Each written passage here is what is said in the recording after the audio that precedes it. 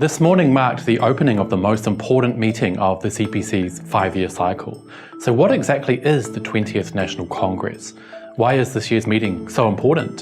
Who is involved and what do they do? And what is the Western media getting so wrong?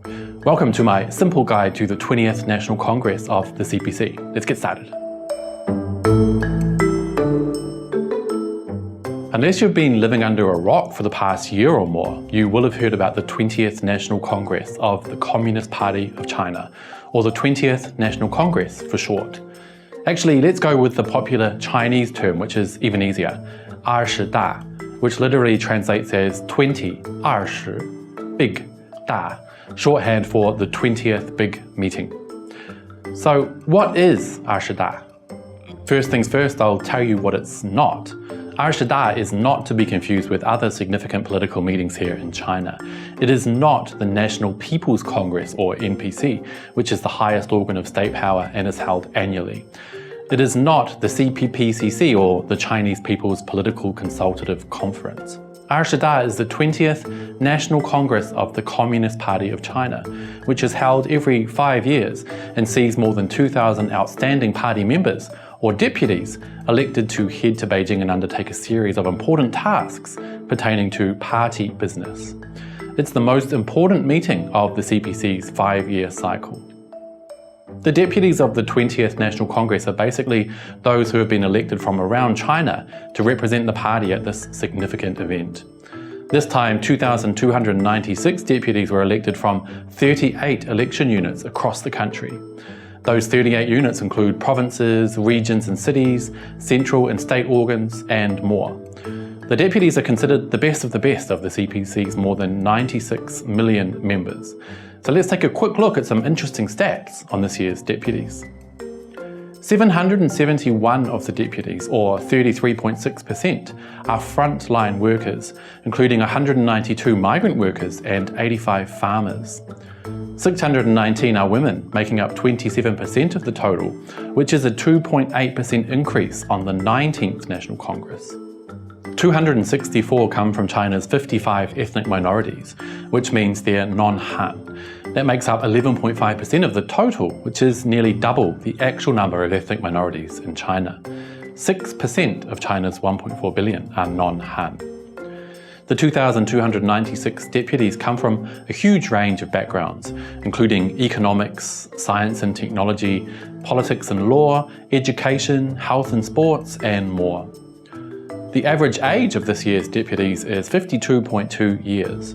Nearly 60% of deputies are under the age of 55, and 18.9% are under 45. Another point of note about 20大's deputies is that overall they're very educated, with more than 95% being university graduates. More than half, 52.7%, hold postgraduate degrees. The big tasks of the deputies at 20大can basically be summed up as going over the progress of the party in the past 5 years, discussing and deciding on important party issues, defining the future direction of the party, revising the party constitution if need be, and electing a new central leadership. Two big parts of going over the progress of the past 5 years is hearing and reviewing the report of the 19th Central Committee, and then examining the work report of the 19th Central Commission for Discipline Inspection. They'll also review the Constitution. A big part of 20大, and the one that Western media has almost solely focused on, is the election of a new central leadership. But they're missing the actual most important aspect of the Congress, which I'll get into soon. During 20大, the 2,296 deputies will vote for the next Central Committee, a group of around 200 full members and 170 alternate members. The new Central Committee will then go on to elect the Politburo, which is basically the executive part of the Communist Party of China. Last time, the Politburo had 25 members, of which 7 formed the Politburo Standing Committee, headed by the General Secretary, which will also be voted on at 20大. But despite this aspect taking up almost 100% of Western media coverage leading up to the meeting, that's not what makes this year's Congress so significant.